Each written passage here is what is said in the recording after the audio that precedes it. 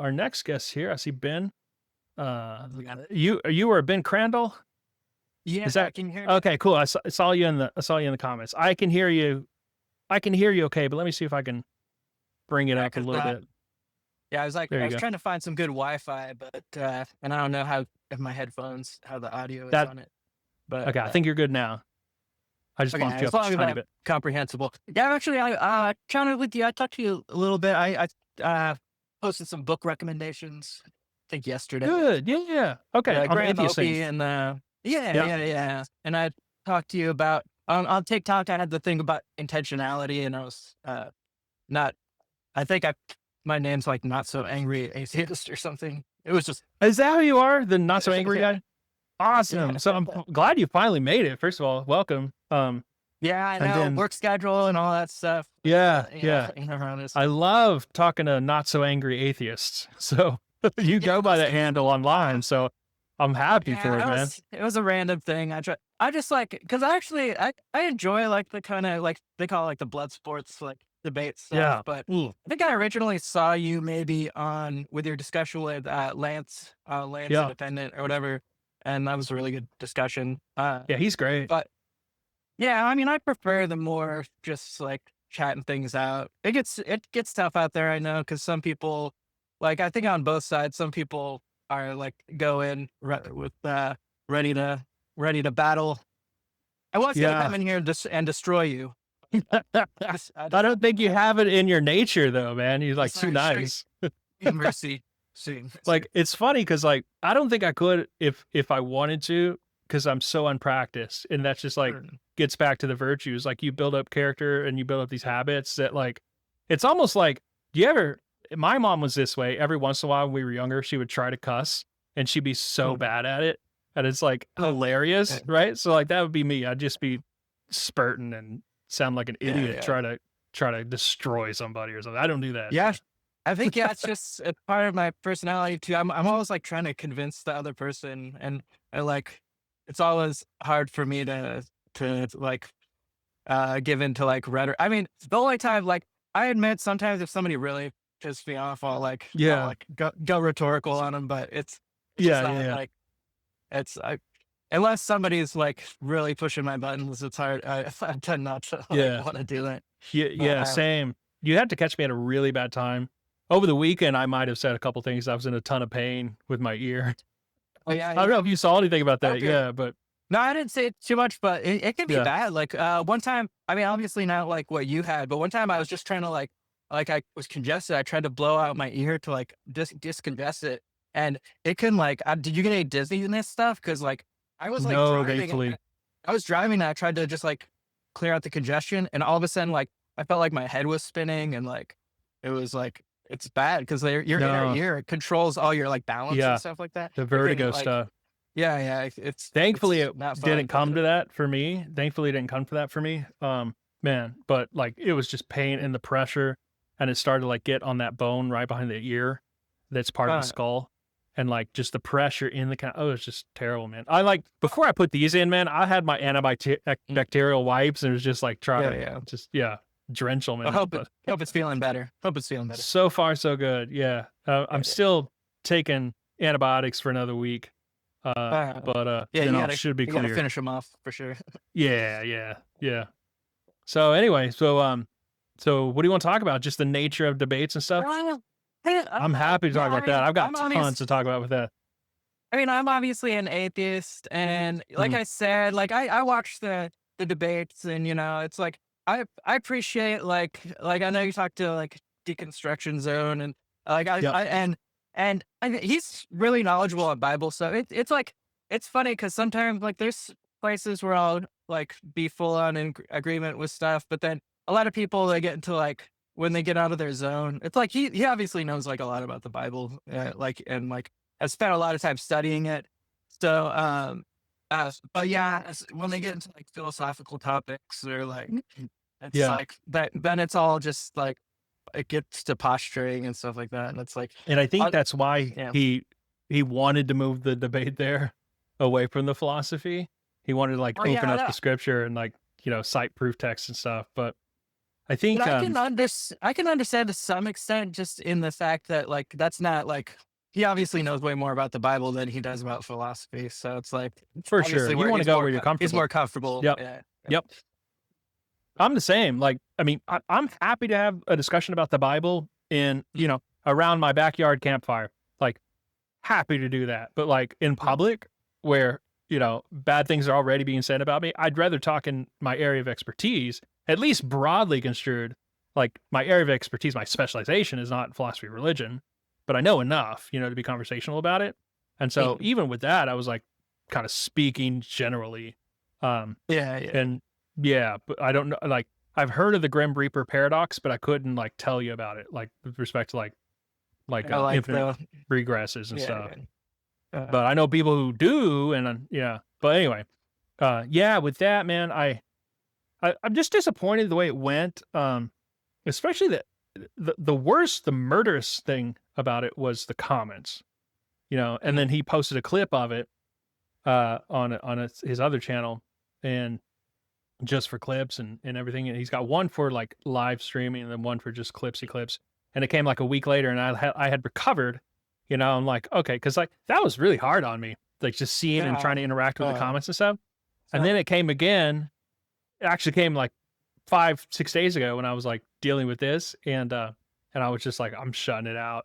But then I look back later and it has like 5,000 comments or something. I was like, I'm so glad I avoided that storm. It didn't even engage. I know exactly what they're going to say. They're all just going to be negative.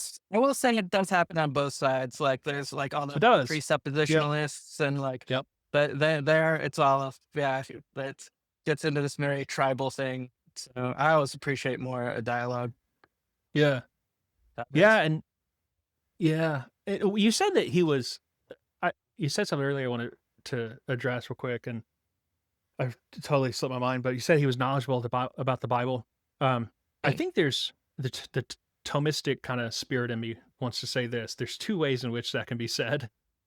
One is knowledgeable, and then one is like knowledgeable. The idea that I think he has polymathy. He has what Heraclitus would call polymathy, like that's much learning, but he doesn't necessarily have wisdom about like how it fits together. He's got, because he'll just pepper you with these cherry pick verses that he knows where they're located, but like he'll bring out something like, well, in this verse, Abraham, God comes to Abraham and he says that he changes his mind, and it's like the cherry picking on that is just honestly, it's quite shocking, because if you're reading that in the context in which it appears, you're never going to think of that. It contributes nothing to the story, and so what? That like, it's almost, I was talking to my wife about this. It's almost like if you reject Christianity, all of what it is, just because you found this one thing, this one tiny verse in the Bible that says God changed his mind, like making mountains out of molehills, really. You know what I mean? So like, the fact that it's like people want to bring it to that, but you have no like wisdom about it, in the sense that like you see how it fits into like the structure of everything else. And say you want to cherry pick it. Well, what other system does it fit well into? And can you like talk about that robustly? But anyway, your thoughts. In his defense, like I think his main thing, I mean, because he was a Christian and he went to like Bible college early. And I think his main thing, from what I understand, is he doesn't think that basically Jesus like fit the role of the Old Testament Messiah and didn't fulfill any of the prophecies, and didn't like he just thinks like the Old and the New Testament like basically don't fit together, and like on a pretty fundamental level. I don't think he was like from what I understand, I don't think he was like, oh, I found this one like little contradiction. And honestly, I think like anything like that, like anything that relies on like one specific thing, I mean, you can always find a way to rectify any contradiction. So like if you try hard enough, of course, it's I would assume like I do think like I've heard some people say like, oh well, if there's like one error in that or something, then it's like, oh, like then you can't trust it. But obviously you always have to take like the totality of evidence. And so I would say I don't think his main beef is that there's like one little like contradiction. Of course, no, yeah. it just, I think that came to my mind just because, like, why would you needle me on this one verse as if like that's the straw that breaks the camel's back? It's like, and I think that reveals like the character of the person who's doing it a little bit, not to talk bad about anybody, but like, why linger? Why wait? Why do that? Like, what do you expect to gain about me? Especially me. Like, I don't think people realize this. I emailed him ahead of time and said, look, I don't do debates. It's understandable. He thought it would be a debate because that's the format that he has. But just like here, I was like, I do discussions. I don't do debates. And also, I don't know any ancient Near East stuff. And I only know a little bit of biblical studies stuff because I went to seminary. I took Bible. I took all that stuff that all people in the school of theology take.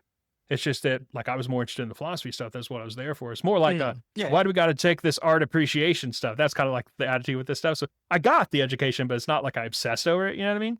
So it's not like I can like do it at the with the wherewithal that he can do the things. But I got the system down. I'm totally fine with it. But in any case, yeah. So I had emailed him like, here's my expertise. I'd love to talk to you about philosophy because you want to talk about God's existence. That's fine. I'd love to do that. And somehow miscommunication, wires got crossed, and then yeah, he didn't want to talk about philosophy too much. And then I think that's evident. It's like, man, I came on here to talk about this. Why are we talking about this other thing that I told you I'm not an expert in? But yeah, I don't know. I could see how, I do feel like, it was definitely not like, there was definitely two different wavelengths. And from what I know, I mean, he just like, he's, I mean, he just doesn't seem to know much about philosophy. I mean, I'm not saying that in like a negative way. Like, I mean, that just doesn't seem like he's like really into the languages and like the Hebrew. Yeah. And like, and you don't have to Near be East. that. Yeah. And that's totally fine. That's totally fine. You don't have to be, and yeah. And I like, part of me completely understands why he wanted to take the conversation where he did. And the other part of me is like really bummed that we couldn't just stay on task. Like I could handle I think he would seem to definitely be more in it for the debate. And like, I get like, and it seemed like you just wanted to more like chat about stuff. For sure. Yeah. It's like we're doing. Yeah. But you definitely can't, like, those two don't really mix. Like water and oil. Yeah. Yeah. Yeah. I totally get it. I'm not saying he did it intentionally or anything. It's just, I think he can have those conversations. It's just, maybe he wasn't prepared. Maybe he wasn't in the mood. I don't know. So, yeah. And I don't suppose there's any like bad intent in him doing that the way, like he tried to expose me or anything like that. I don't assume that. I will say this also, that it seems like I struck a nerve with him afterwards, because I did a live stream where I did a reaction video of his. I'd never watched the guy's stuff in my life, never even heard of him. But one of my commenters was like, "Hey, if you're going to do atheist stuff, watch this guy." And I was like, "Okay, sure." And so I found a recent video I did a reaction about. I did a live stream on it. But what I do with the live streams is I like to chop them up, and so they'll get more views and like more people see it. They won't watch like a 2.5 hour thing, but they'll watch like a 12-minute thing. So, so just to get eyes on it. And so, but I was like behind in that. And so like that came, I think it was early June.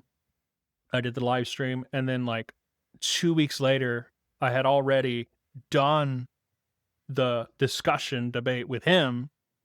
And I was so behind on getting those chopped up videos out that I didn't get them out and produced until after my talk with him. So he thought, reasonably, that I was like dishing him in public. But I like, and I emailed him about this. I'm like, man, like that is not what's going on. And you can check the, like I link what video it's from, like just look there. It's like totally, I've just been behind and been traveling, and yeah, it's too bad. I think his format is definitely, I mean, I think that's what his thing is the debates or whatever. Apparently he says sometimes that like when he first came on, he just did more discussions, but that like he kind of got drawn into like doing the debate stuff. But I mean, I enjoy the debates, but it's like, sometimes I do, like, I'll be really interested in something, and then sometimes it'll get into something where I'm just like cringing at it, and it's like, I'll like keep listening, but it's like, it's hit and miss, everything you gotta take bad, I guess. But yeah, I mean, my, I mean, like, I'm interested in dialogue and debate, or just like having discussions. Like, I mean, I do have like pretty strong feeling. I mean, I would say like I consider myself a naturalist. Like the closest I Yeah. come to having any sympathy for religion is kind of like that, some of the apathetic like Yeah. types That makes sense. stuff. Like, but that stuff all seems almost indistinguishable from like Taoism or something. So it's like, but even that, it's like I'm A just little like bit. kind of like, yeah, it's like I find Mhm. it interesting. Like some of like the kind of like Wittgensteinian like spiritualism kind of stuff, where Yeah. it's like it's beyond like we can't even like comprehend it. Almost, it's like so divorced from the created realm that it's like you can't even really describe it in words that give it any uh I don't know. But aside from that, I'm pretty strongly naturalistic in my outlook. Yeah. That totally makes sense. It makes sense that you would be drawn, or at least find that a little bit more plausible, because if you're a naturalist, let's say like just methodological naturalist, and then there's the metaphysical Mm. naturalist, which you probably mean. But methodological naturalism is just like, I'm just going to proceed by way of epistemology. I'm only going to really pay attention to the natural world. And so, like, anything that's outside of, I just don't have access to. And so, like, you can't really make these claims about the supernatural, the divine, that is beyond the natural. And so if it does exist, it's totally inaccessible. So like it makes a lot of sense to me that those two views would kind of find a happy marriage together in Well, I some also sense. find it, yeah, I mean, I also find it tricky whenever you're making some kind of grand statement. Like even naturalism is kind of like vaguely defined. Like I kind of Hmm. like Penelope Maddie has this book called Second Philosopher, where she Hmm. takes like a naturalistic perspective, but it's kind of like more, she portrays it more as like a method for knowledge, like gathering, and less emphasis on like, oh, only thinking that there's a natural world, but more kind of like a skepticism about the whole, like a whole first philosophy kind of view of reality, like Descartes' method. Like she's kind of Yeah. very critical of the idea that uh like just skeptical of the idea that you could like somehow strip away everything and start from like some kind of bedrock like reasoning, like, and then build up a whole system from that, Yeah. but I'm more that skeptical of that. Yeah. yeah, I mean, Quine kind of had similar things too, where it's like, I mean, you've probably heard do you know, like the metaphor of like Neurath's boat or whatever? Have you ever heard of that? Like, I'm uh, not sure if I have. it's the idea, it's, like he uses the metaphor of like if you were on a boat on the ocean but you need to repair your boat, but you can't just like destroy the whole boat and start from scratch. You Yeah. got to kind of like take apart one piece at a time. Like if you Yeah. find like some kind of inconsistency or like something that doesn't quite fit, you got to fix it like one piece at a time. But there's no way to Yeah. just like somehow destroy everything and start from like, oh, pretend I don't even know English, and then somehow I'm Yeah. going Yeah. to Yeah. build up like a whole philosophy from like That first makes sense. Yeah. principles or whatever. So Yeah. I'm definitely more sympathetic to that. But if I was like, oh, you too, and I guess like Aristotle also was kind of had he was I mean, in the whole between empiricism and rationalism, Aristotle definitely, I mean, compared to Plato at least, like seems to fit more in the empiricist side of things as far as that. Yeah, for sure. Uh, Yeah. yeah, Yeah. He was actually doing biological observations off the coast of modern day Turkey in his travels. Yeah, he was yeah. total empiricist, and his metaphysics and empiricist, like, beginning points anyways. Yeah, for sure. Yeah, I definitely have sympathies for. I like some. I mean, I'm not an expert in Aristotle, but I do have sympathies to some of that. I was curious. You mentioned that the differences. Honestly, I've read some Aquinas too. Honestly, most of what I like about Aquinas is the stuff that Aristotle also said. Hmm. Uh, do you think? What would you say the biggest like differences in there? I mean, aside from like obviously like theological like differences, or like ideas about like how angels, the form of an angel or something. What would you say the Yeah. main differences are? So my work mostly is in the virtue ethics, so portion of Oh, okay. Aquinas.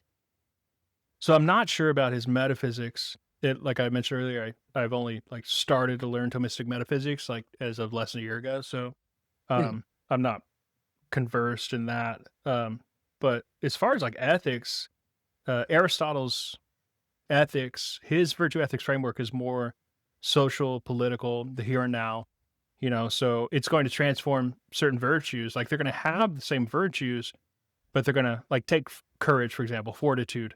They're both going to have it as a cardinal virtue and the same, sub virtues and all that. But the way in which it's construed will be really different. So like Aristotle thinks of courage, the person who embodies courage the most is going to be the soldier, whereas for Aquinas it'll be the martyr. And that tells you everything you really need to know, because like for Aristotle, it is fear of danger or like bravery and the fear of death, like strength, courage. I mean, fortitude, they share and the fear of death. But a soldier can only die for his country, and a martyr, same, I guess, material or form, or whatever. But the same thing's on the different. Line. Yeah, it'll still be fear of death or fear of danger in the face of death. But yeah, so and they have different teloses with respect to the human person. Like Aquinas does think that eudaimonia is the telos, but he doesn't think it's the ultimate telos. He's going to consider beatitudo as the ultimate telos. Yeah. So those are like is that your main focus? Differences. Is your main focus? Ethics? Yeah. I'd say like. Yeah, go ahead. I mean, so broadly, that's still too general. Like my focus, like my hyper specialization, because that's what you have to be when you get a doctorate, is like just in the area of virtue, ethics, and vice with respect to like Acadia or the sin of sloth. Like that one vice, man. I'm like one of only like a dozen people on earth who like knows everything about it. Like I write encyclopedia entries about it. About sloth. Sloth, yeah. Believe it or not. And not only in Aquinas though, but it goes into like Kierkegaard, goes into Desert Fathers, goes into Pope Gregory the Great. Yeah. So if you do a book, you should have like a sloth on the cover. That'd be cool. It's funny because I got one of these books on display. I have a little tiny mini sloth that's like hanging on the cover. Yeah. Huh.